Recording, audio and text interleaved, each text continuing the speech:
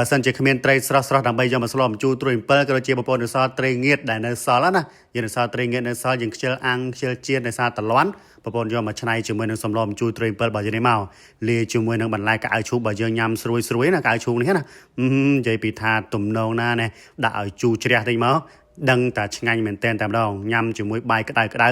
ញិចម្ទេសចូលក៏បានឬក៏ញ៉ាំជាមួយទឹកត្រីម្ទេសក៏បានដែរដឹងតែពិសេសមែនតែម្ដងឆ្ងាញ់ណាបាទសម្លម្ជូរស្រែប៉ុន្តែបើនិយាយពីរសជាតិគឺបែបអ្នកក្រុងតែម្ដងមិនអន់ទេឃើញបែបនេះណាមួយវិញទៀតបើសិនជាបងប្អូនមិនធ្លាប់បានស្លម្ជូរត្រួយអំពិលជាមួយត្រីងៀតទេ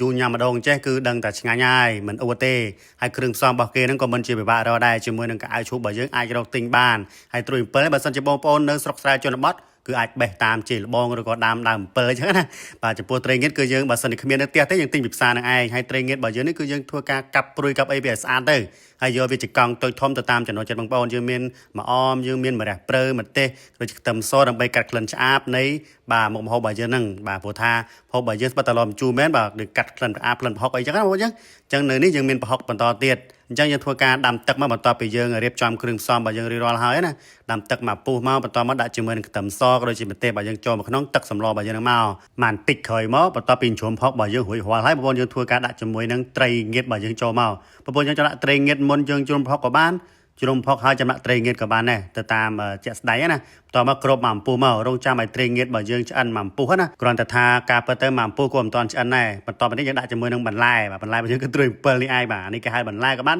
ម្ជូរក៏បានដែរបាទដាក់ត្រួយអំពិលរបស់យើងមកដើម្បីឲ្យវាចេញជាតិជូរណាបើសិនជាចូលចិត្តជូរជ្រះហ្នឹងលេងអំពិលបាទច្រើនតិចមកបាទត្រួយអំពិលរបស់យើងហ្នឹងអញ្ចឹងយើងកូរឲ្យវាចូលជាតិនេះបន្តិចទៅដើម្បីឲ្យឆាប់ចេញជាតិជូរជាមួយនឹងសម្លម្ជូររបស់យើងនឹងឯង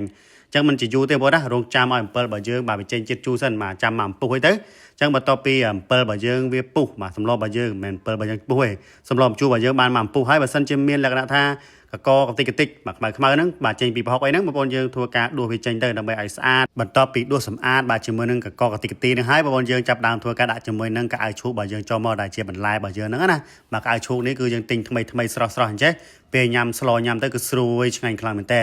បាទញ៉ាំទៅច្រប់ស្រួយណាត្រូវគ្នាណាជាមួយសម្លម្ជូរត្រីងៀតរបស់យើងនេះអញ្ចឹងបន្ទាប់ពីដាក់កៅឈូករបស់យើងចូលក្នុងស្លាំងសម្លរបស់យើងនេះហើយបងប្អូនយើងបាទធ្វើការកូរច្របល់បន្តិចទៅដើម្បីឲ្យវាចូលជាតិគ្នាអញ្ចឹងណាបាទដើម្បីឲ្យកៅឈូករបស់យើងវាចូលជាតិជាមួយនឹងសម្លម្ជូររបស់យើងអញ្ចឹងយើងរងចាំមកអំពុះបាទរងចាំមកបន្លែរបស់យើងឆ្អិនបន្ទាប់មកនេះបងប្អូនយើងធ្វើការដាក់ជាមួយនឹងបាទគេហៅថាម្អមរបស់យើងនោះដើម្បីកាត់ក្លិនឆ្អាបក៏ដូចជាបង្កើតក្លិនឈ្ងុយហើយនឹងម្រះព្រៅបើសិនជាបងប្អូនចូលចិត្តម្រះព្រៅអញ្ចឹងណាអញ្ចឹងបានន័យថាសម្លម្ជូរបាទត្រីងៀតរបស់យើងនេះគឺបានឆ្អិនចប់សពគ្រប់ហើយនៅពេលយើងភ្លក់រសជាតិត្រឹមត្រូវតាមការចូលចិត្តហើយយើងបង់ជាមួយនឹងម្អមរបស់យើងក៏ដូចជាម្រះព្រៅរបស់យើងហ្នឹងបាទទៅតាមការគួរមកអញ្ចឹងបានន័យថាសម្លម្ជូរត្រួយអំពិលត្រីងៀតរបស់យើងនេះជាមួយនឹងបន្លែកៅឈូករបស់យើងគឺបានឆ្អិនចប់សពគ្រប់ហើយចឹងបងប្អូនដែលមិនធ្លាប់បានស្លណាអាចធ្វើការសាកល្បងស្លបានធានាថាឆ្ងាញ់ខុសពីធម្មតា